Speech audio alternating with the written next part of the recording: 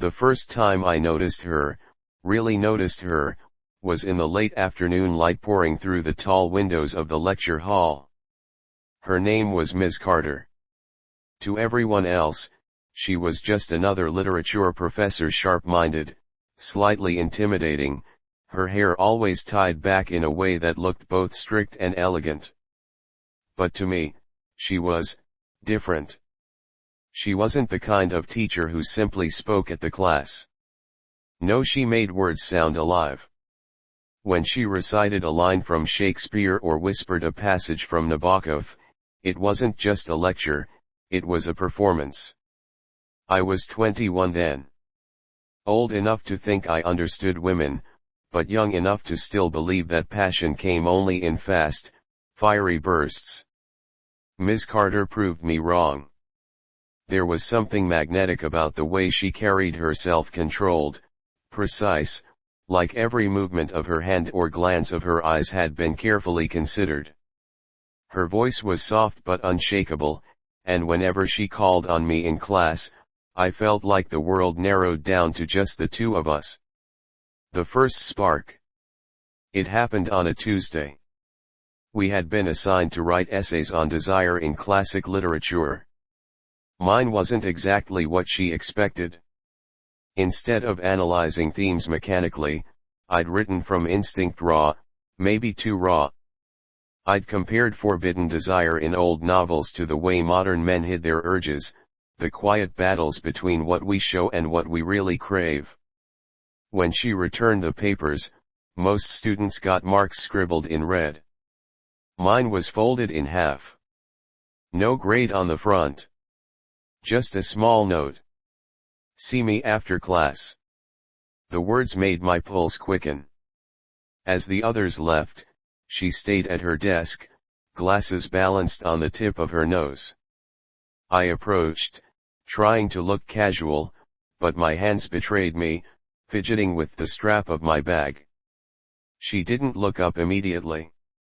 Instead, she tapped my essay with a perfectly manicured finger. "This," she said finally, her voice lower than usual, "is not what I asked for."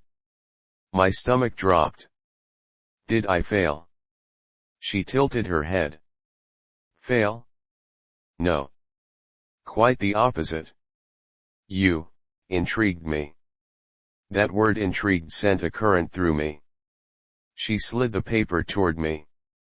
Her handwriting, elegant and sharp, filled the margins.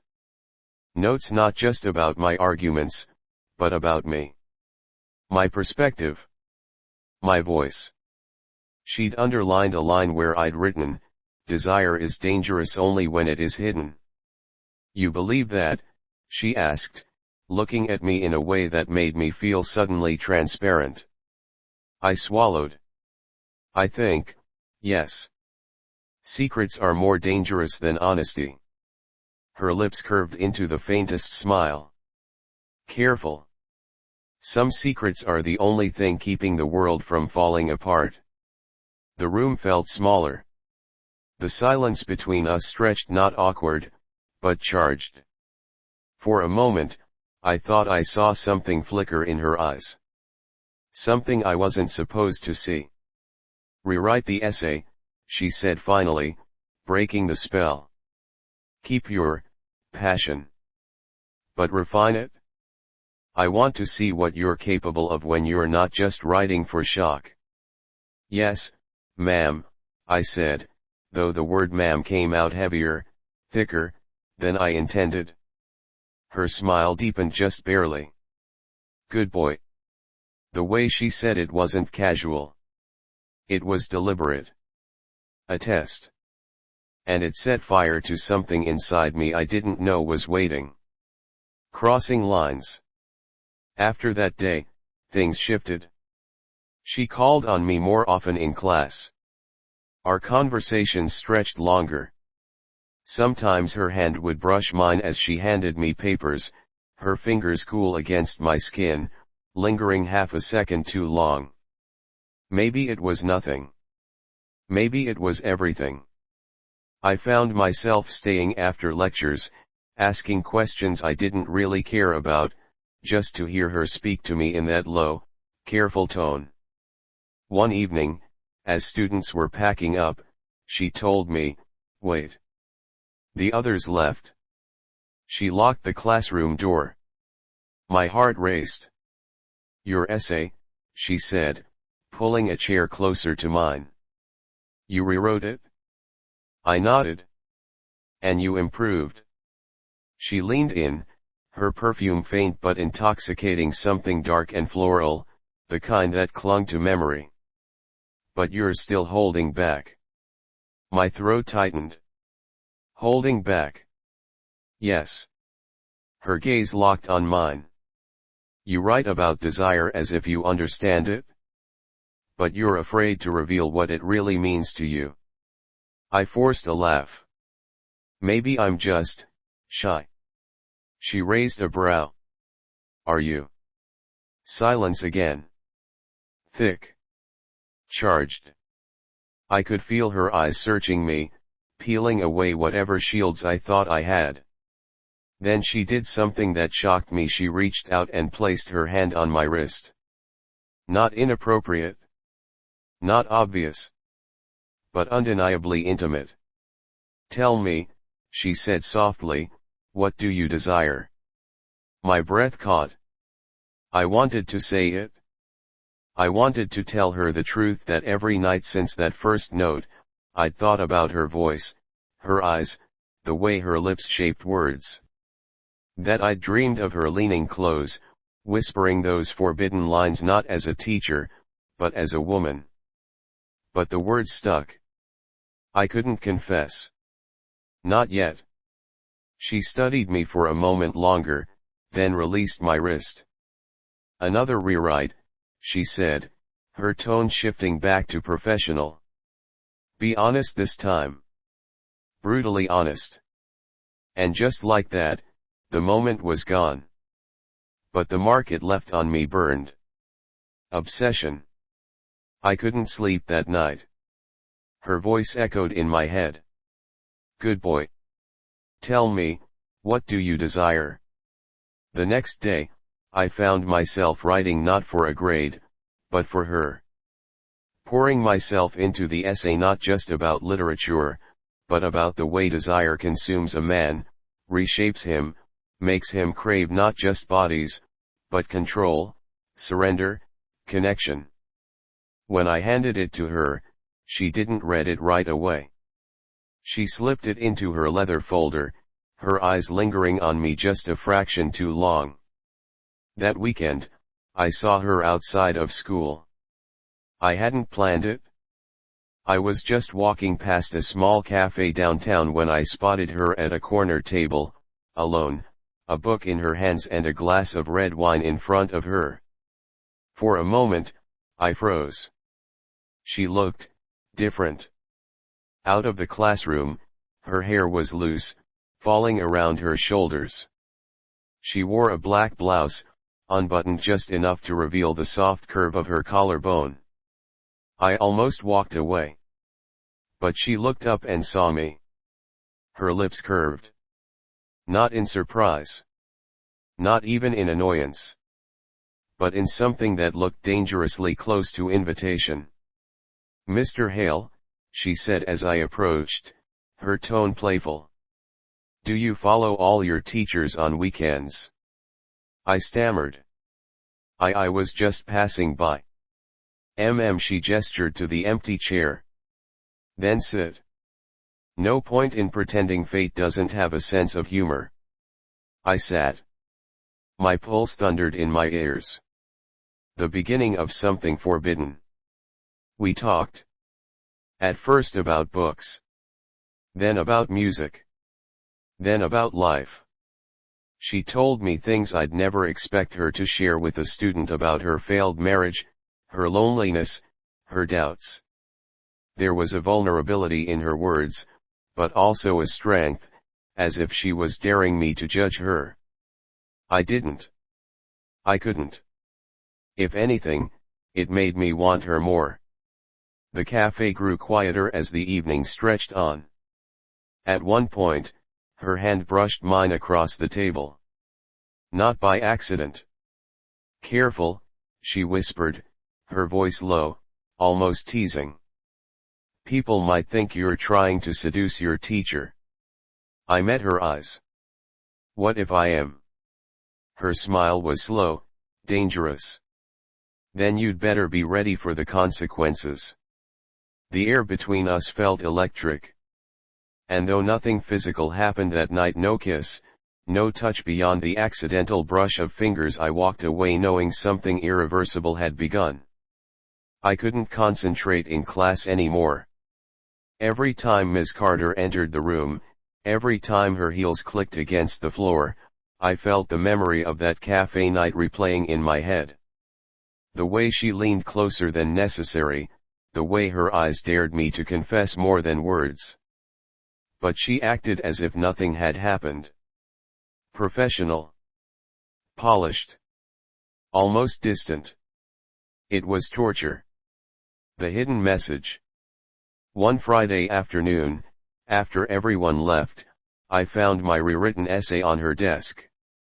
She had marked it as usual sharp notes, suggestions, but at the bottom, instead of just a signature, she had written something small in her perfect handwriting. If you want to understand what desire really means, meet me at the library after closing. Come alone. My breath caught. It wasn't an invitation. It was a command. The library? The campus library was huge, but at night it was eerily empty. Rows of books stretched like silent witnesses, the air thick with dust and secrets. She was waiting for me in the philosophy section, leaning casually against the shelves, dressed not in her strict blazer and pencil skirt, but in something softer, a silk blouse and dark jeans that still looked impossibly elegant. You came, she said, her voice low. I had to, I admitted. She smiled faintly. Good. That's the first lesson, obedience. The word landed heavily. Obedience. I wasn't sure whether to laugh or tremble. I started, but she silenced me with a raised hand. You think desire is about taking. It's not. It's about giving. About surrendering control. She stepped closer, her perfume wrapping around me like invisible chains. Do you trust me? I swallowed. Yes. Her eyes searched mine, as if weighing the truth of my answer. Then, slowly, she reached into her bag and pulled out a slim silk scarf. She dangled it between us, letting the fabric sway like temptation itself. Close your eyes, she ordered. My heart hammered. This was insane. She was my teacher. This could ruin everything. And yet I obeyed. The scarf brushed my skin as she tied it gently over my eyes. Darkness swallowed me. My other senses sharpened: the sound of her breathing, the rustle of her clothes, the faint creak of her heels on the wooden floor. Now, she whispered near my ear, tell me one thing you've wanted to say to me, but haven't dared. The words spilled before I could stop them. I think about you every night. A pause. Then a low chuckle. Good boy. My pulse raced at those words. Again. Always again.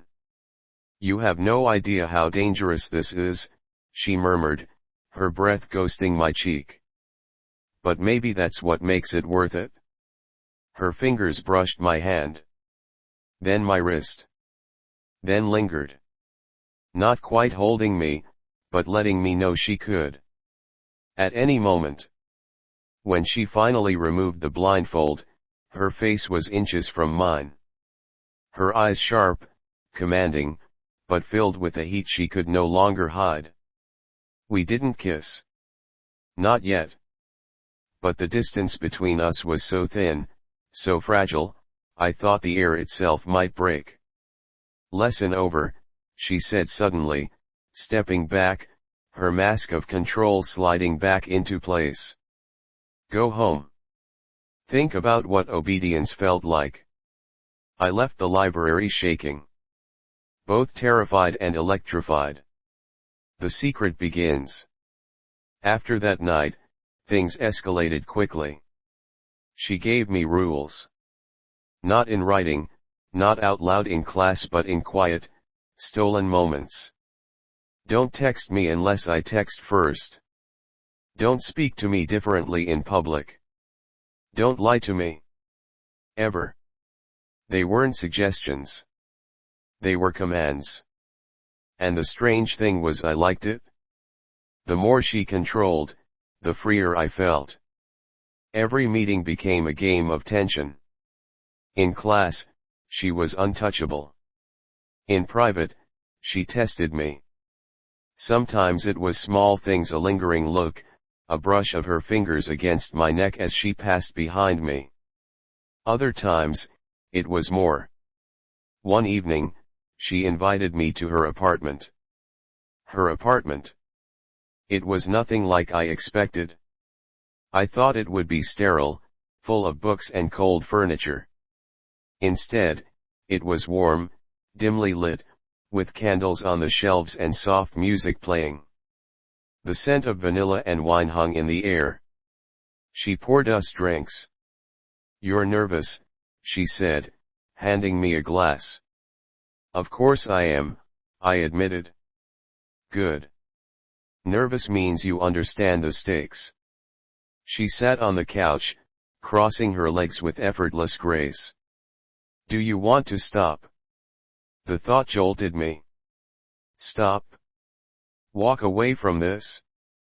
Impossible. "No," I said firmly. Her lips curved. "Then you accept my terms." "What terms?" She sipped her wine before answering. "That when you're with me, you follow my lead. You don't question. You don't hesitate. You surrender." The words sank into me like fire. I nodded. "I accept." She set her glass down, stood, and approached me. Her hand cupped my chin, tilting my head up to meet her gaze. "Then tonight," she whispered, "your only task is to listen. The first command." She started simple. "Sit," she ordered, pointing to the armchair. I obeyed instantly. "Hands on the armrests. Don't move until I tell you." Her tone left no room for argument. I sat frozen, my body buzzing with anticipation, as she walked around me slowly, deliberately, like a predator circling prey. Her fingertips brushed the back of my neck, down my shoulder, lingering just enough to make me shiver. "You want me," she said softly. "But do you even understand what that means?" I tried to answer, but she placed a finger on my lips. "SHH. No talking." Minutes passed like hours. The tension grew unbearable. She didn't do anything overt. Just touches, whispers, presence. But it was enough to unravel me. Finally, she leaned close to my ear.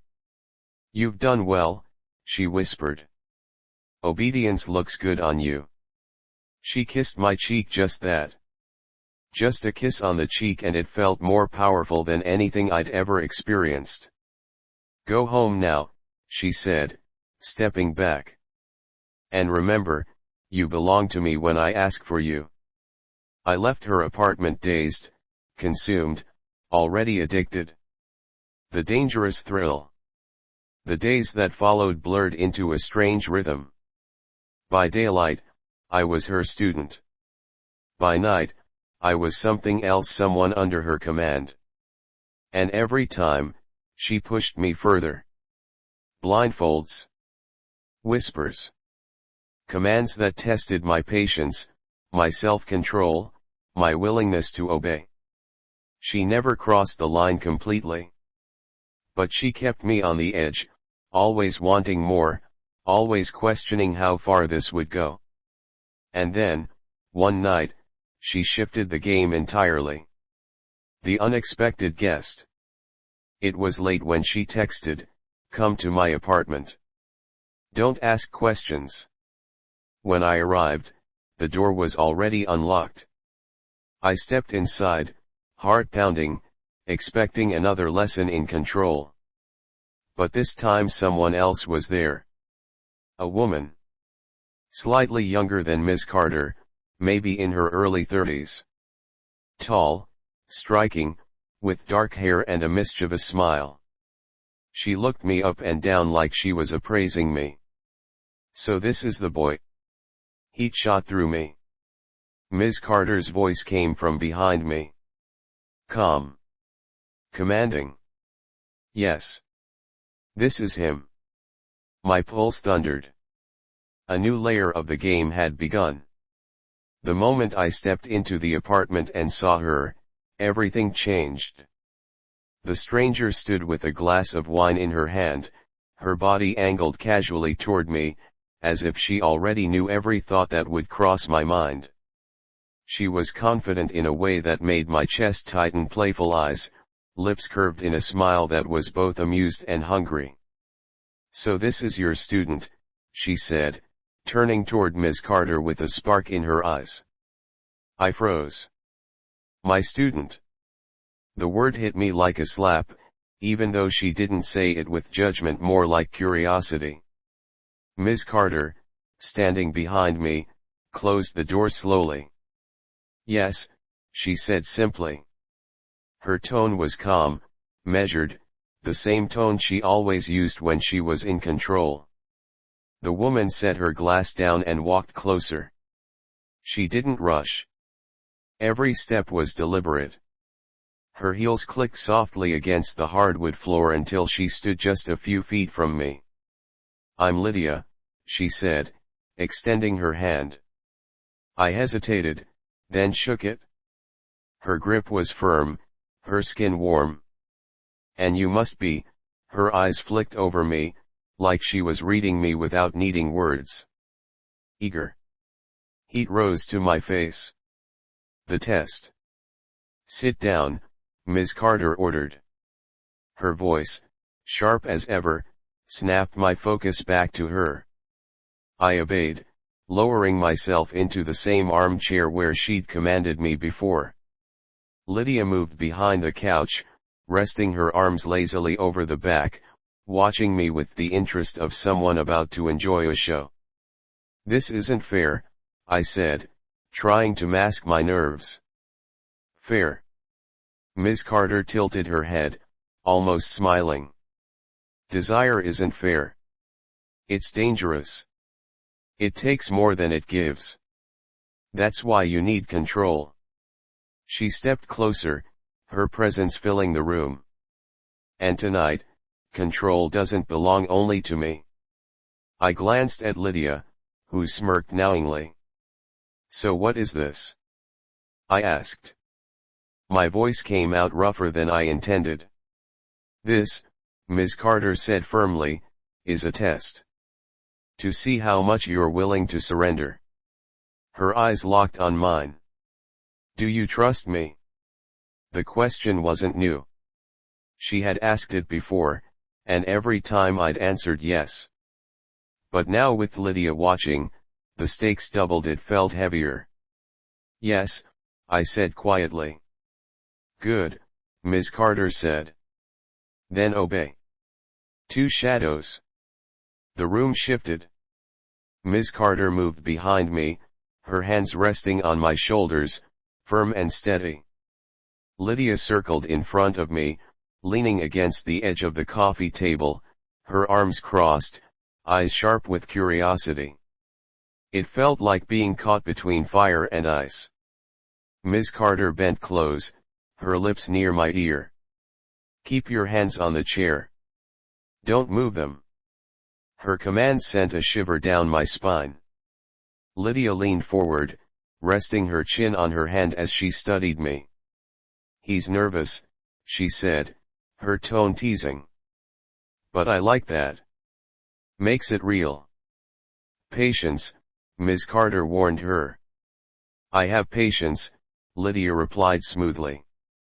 "But he's cute when he squirms." I swallowed hard. My pulse thundered in my ears.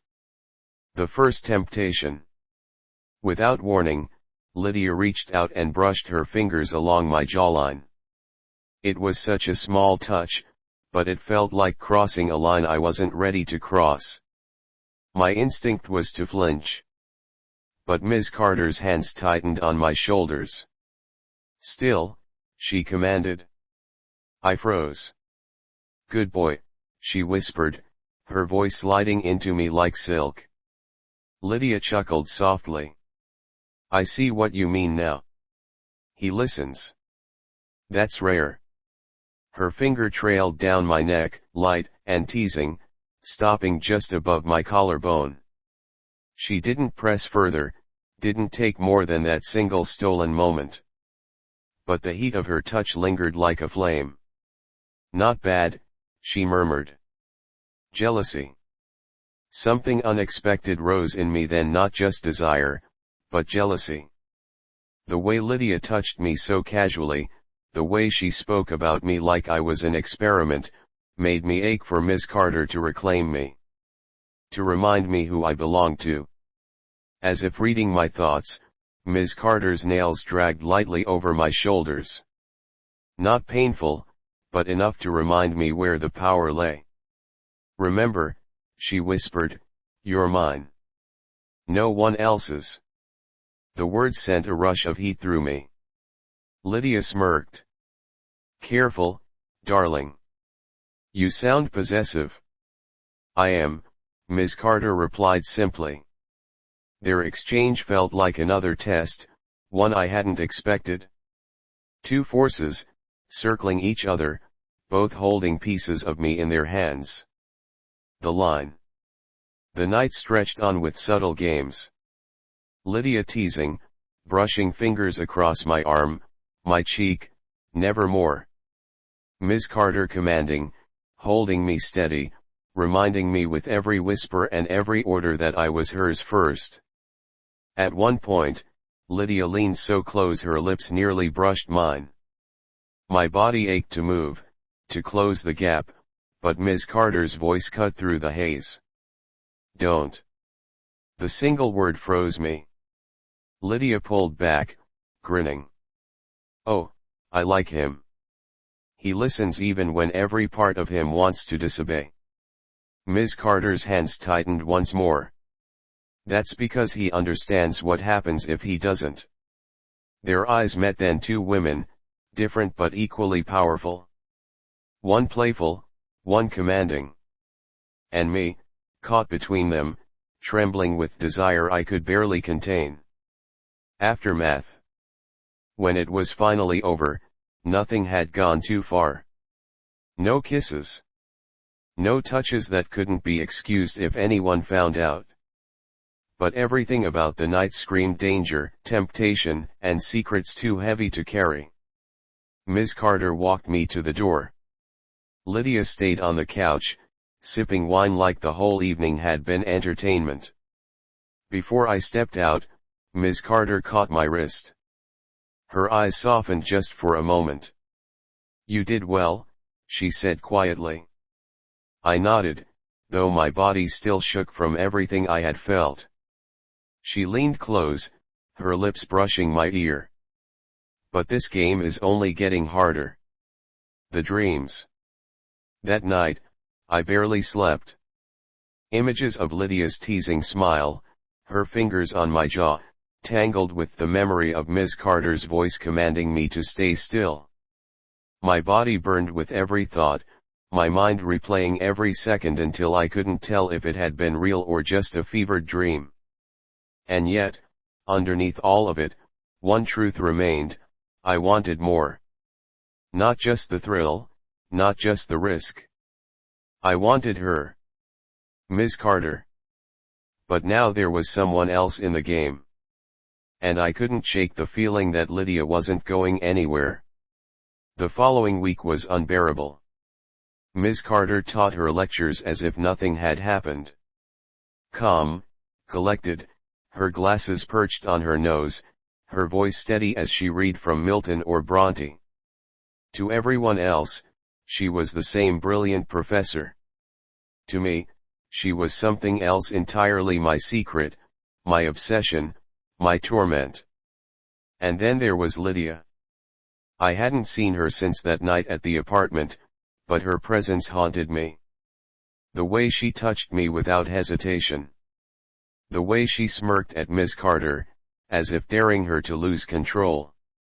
It wasn't just desire she had stirred in me, it was confusion. Another summons. The message came late Thursday evening. My place. Tonight.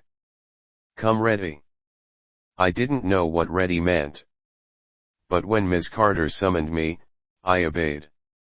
When I arrived, Lydia was already there. She lounged on the couch like she owned it, a glass of red wine in hand, her heels kicked off carelessly. She looked at me and grinned. Well, well. The boy returns. Miss Carter stepped out from the kitchen, holding 2 more glasses. He returns because I told him to. The way she said it sent a thrill through me. Sit, Miss Carter commanded, pointing to the chair. I obeyed immediately. Lydia raised an eyebrow at my obedience, but said nothing. The rules grow sharper. Miss Carter set the wine down but didn't sit. Instead, she stood in front of me, her posture commanding, her eyes locked on mine. From now on, she said softly, we need rules. Clear rules. Her tone was different, serious, dangerous. Rule 1, you don't come here unless I ask. Ever. Rule 2, when you're with me, you do not touch me unless I allow it. Rule 3, if I bring someone else into this, she glanced at Lydia, you treat them with the same respect you treat me. No more, no less. Her voice lowered, but sharpened like a blade. And rule 4, you tell me the truth. Always. No lies. No half answers. Do you understand? Yes, I whispered. Say it clearly. Yes, I understand. Good. She leaned down, her face close to mine. Break a rule, and you'll learn what punishment feels like. A shiver ran through me. Half fear. Half thrill. Lydia's role. Lydia set her glass down and stretched like a cat. Your rules are always so rigid, darling, she teased Miss Carter. They keep order, Miss Carter replied coolly. They keep him tame, Lydia countered. She turned to me with a mischievous smile. And maybe he doesn't always want to be tame. Her words hung heavy in the room. Miss Carter's eyes narrowed. Careful. Lydia only laughed. Relax. I'm not stealing him. I'm just testing him. She rose from the couch and walked over to me, stopping just inches away. Her presence was overwhelming, confident, playful, dangerous. What about it, boy? She asked softly. Do you like it when she controls you? Or do you ever wonder what it would feel like to disobey? My chest tightened. I didn't know how to answer. My eyes flicked toward Miss Carter instinctively. Look at her, Lydia said. You don't even breathe without her permission. That's enough, Miss Carter snapped, her voice sharp. Lydia stepped back, but her smirk remained. The punishment. Miss Carter's eyes locked on me, cold and unyielding. Stand. I stood quickly, my pulse racing. You let her get inside your head, she said quietly, almost to herself. You let her question what we have. Her voice hardened. That's a mistake. She guided me to the center of the room, her movements precise, deliberate. Then she pulled that same silk scarf from her pocket, the one she had blindfolded me with in the library. Hands, she ordered. I raised them without hesitation. She bound my wrists loosely, not painfully, but firmly enough that I understood, I wasn't free until she allowed it. She stepped back, examining me. You don't move. You don't speak. You listen. I nodded. Lydia tilted her head, watching with interest. You really do have him trained. Not trained, Ms. Carter corrected. Disciplined. She circled me slowly, her fingers trailing across my shoulders, my chest, my back. Not cruelly intimately, possessively. You belong to me, she whispered in my ear. And you will not forget it? Her nails scraped lightly against my skin, enough to sting, enough to remind me of the boundary I had crossed by even thinking about Lydia's words. Do you understand? Yes, I breathed. Say it louder. Yes, I understand. Her smile was sharp. Good boy. The temptation grows. When she finally untied me, my body was trembling not from pain, but from the intensity of it all. Lydia clapped her hands slowly, mock applause. Impressive. He really is yours. He always will be, Ms. Carter replied, her eyes never leaving mine. But Lydia didn't back down. She moved closer, brushing past Ms. Carter as if daring her to object, and leaned so close I could feel her breath. Are you sure? She whispered, her lips dangerously near mine. Ms. Carter's hand shot out, gripping Lydia's wrist. Enough. The tension between them was electric. Two women, so different, colliding like storm and fire. And me, caught between, unable to move, unable to breathe. Finally, Lydia pulled away, laughing softly. Fine. For now. After the storm. The rest of the evening passed in uneasy silence. Ms. Carter poured another glass of wine but barely touched it. Lydia lounged as if nothing had happened, her smile never fading. When it was time to leave, Ms. Carter walked me to the door. Her expression was softer now, almost vulnerable.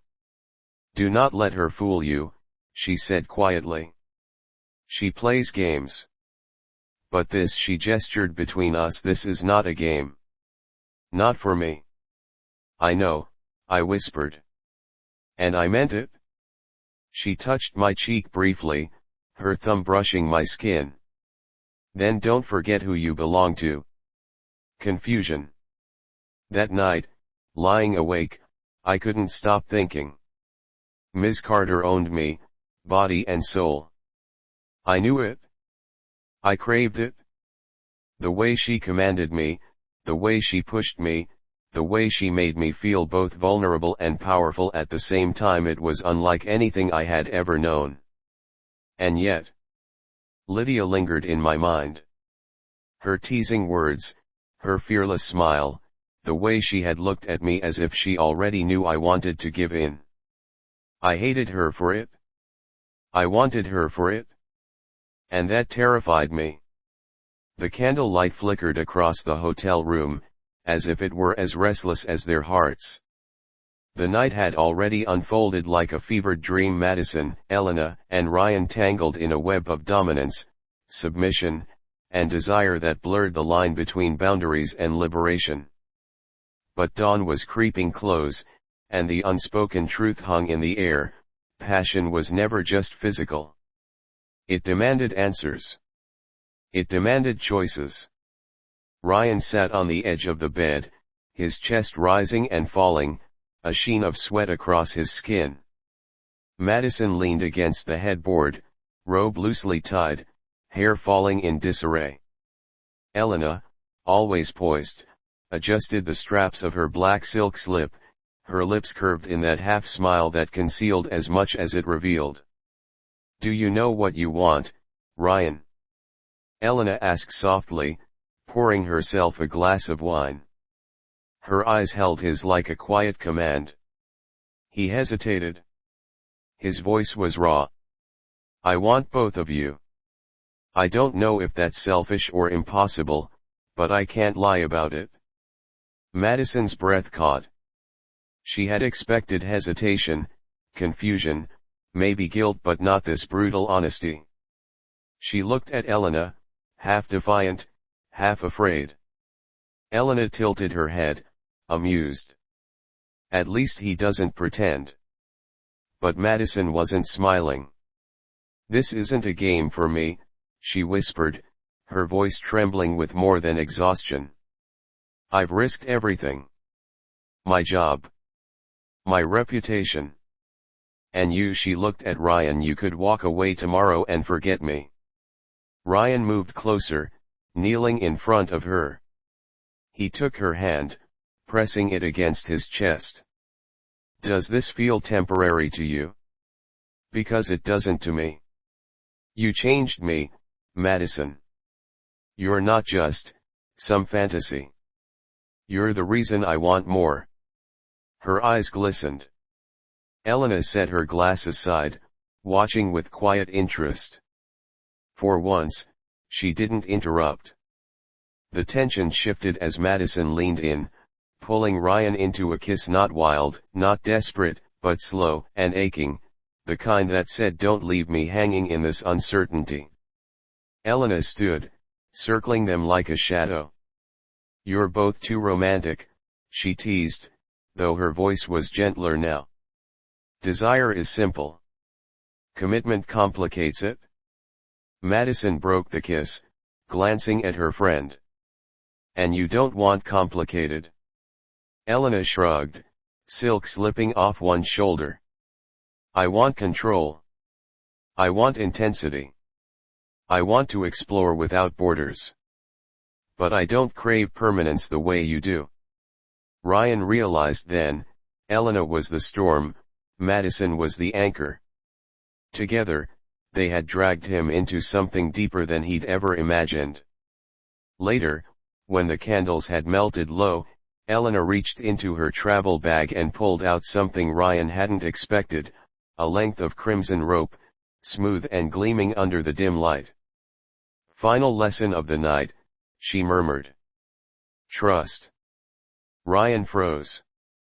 Madison's eyes widened. Elena. Don't worry, Elena said calmly. He can choose. No pressure. If he says no, we leave it. But Ryan didn't say no. His heart hammered, but he nodded. Elena smiled, almost tenderly, and guided him to lie back on the bed.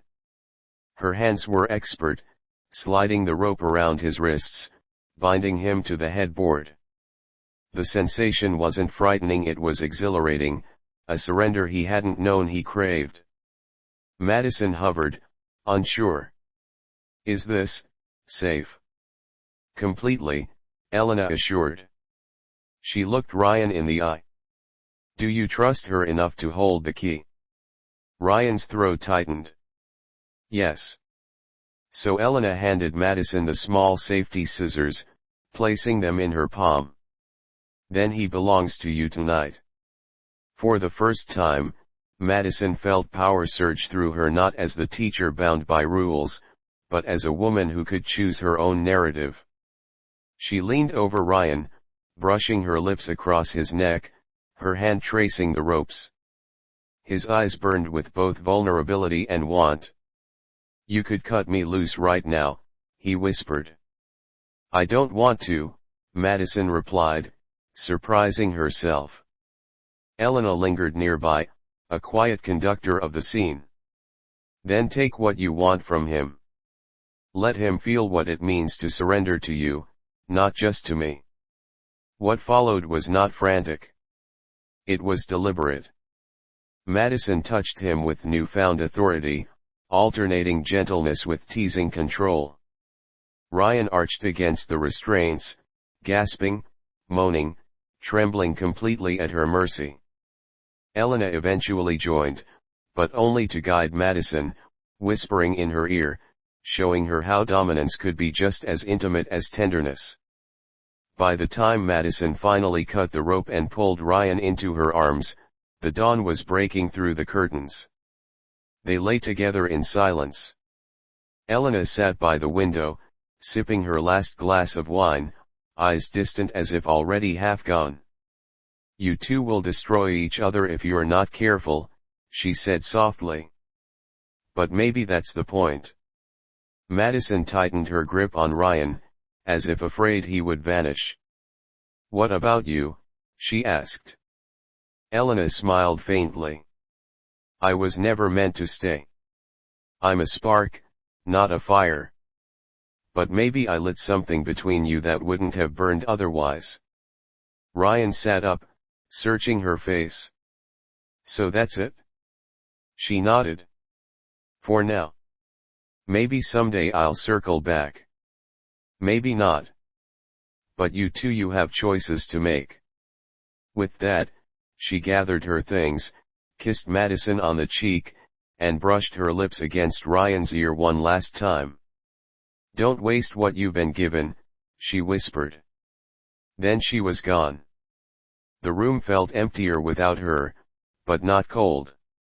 Madison leaned her head against Ryan's shoulder. "So," she murmured. "Are you going to regret this?"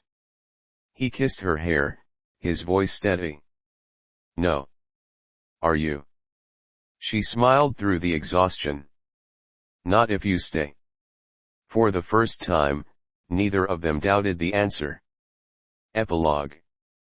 Weeks later, Ryan walked into Madison's classroom not as a student anymore, but as a man who had chosen to stay by her side. She met his gaze with that same mix of mischief and vulnerability. Their secret was still theirs. Their bond had scars and fire in equal measure. And though Elena was gone, her shadow lingered, a reminder of how fragile and how intoxicating desire could be. The story wasn't perfect. It wasn't safe. But it was theirs. And sometimes, that was enough.